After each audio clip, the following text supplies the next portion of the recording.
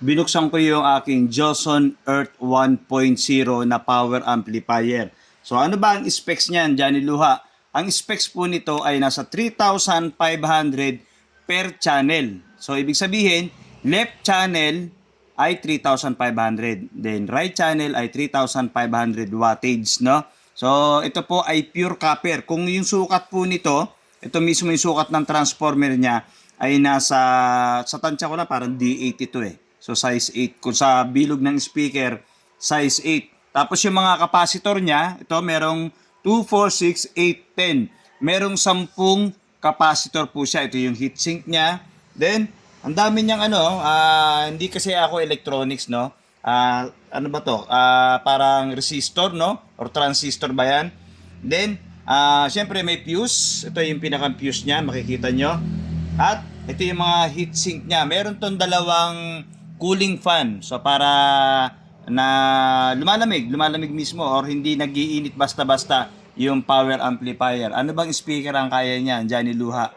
So kayang-kaya po nito ang mga subwoofer na D15, D18 or mga ating mga speaker na matataas ang wattage, no? Mga 1.5 o yung iba may mga 2,000 wattage pa, no? So kayang-kaya po nito mga pang subwoofer ninyo, pang instrumental, pang mid-high, pang high. Depende po sa speaker na gusto mong gamitin ito. Okay? Ito po yung power amplifier na isa sa mga ginagamit ko sa aking malalaking event, sa mga sound system setup ko. So ngayon, binuksan ko to dahil wala ng warranty. Dahil tapos na po, dahil taon na rin tong kasama ko sa hanap buhay. Ngayon, binuksan ko to para linisan natin to. At syempre, ma-sprayan dahil mga alikabok, taon na eh. Ngayon ko lang to nabuksan. Nung araw hindi ko binubuksan kasi under warranty pa to. Ngayon, wala na, void na. Dahil nga, tapos na. Matagal ng panahon to. Then, i-sprayan natin to ng contact cleaner. Speak on type, yung pinaka-speaker connection niya sa likod. Ito. Yan. Dalawang speak on yan. Left and right channel po yan. Kapag naglagay ka ng left and right channel yan, ang tawag dyan na stereo na, no? Pwede naman banana plug connector kung naka-bridge. Then, meron siyang fuse. Ito yung pinaka-fuse niya. XLR, male-female XLR cable po ang ginagamit dito. Maganda kung royal cord ang ginagamit ninyo, no? Para mas matibay, lalo na kung pure copper yan. Ito nga pala ay pure copper, purong-purong tanso, no? So, ganyan, busog na busog, oh. Tingnan nyo kung busog na busog mismo yung power amplifier. May magkano yan sa market. Sa tansya ko to, sa market to, merong iba nagbebenta ng 35,000, 20,000. Depende sa mga seller, no? Depende sa shop. May local ba niyan? Ang Johnson po walang local, no? Pero wag naman sana magkaroon, ano. Hindi naman natin pinapangarap na magkaroon ng local to, no. At ang kagandahan nito, tingnan niyo naman, busog na busog, oh. Sa sound check natin to sa mga susunod nating videos at i-connect natin to sa ating mga audio system. Itong ating power amplifier, wala po itong FM, walang Bluetooth, walang USB, walang microphone input, walang bass knob or volume, walang high, walang mid-high.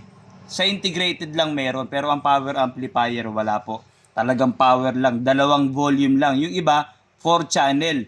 Ibig sabihin ng 4 channel, per channel niyan, siguro mga depende, mga nasa 2,000 watts, no? Ibig sabihin, para kang may 4 na amplifier kasi 4 channel yun eh. Pwede mong gamitin sa mid-high, high, sa mga sub ninyo, instrumental, ito 2 channel lang to, no? Meron namang ganun, pero depende, mas mahal ang bili ninyo, mas maganda talaga ang quality. Siyempre, hindi yan ibebenta. Halimbawa, kagaya nito, ibebenta ba to ng mura kung tingin nyo, putyo-putyo lang na tunog ang ibibigay sa inyo nito, no?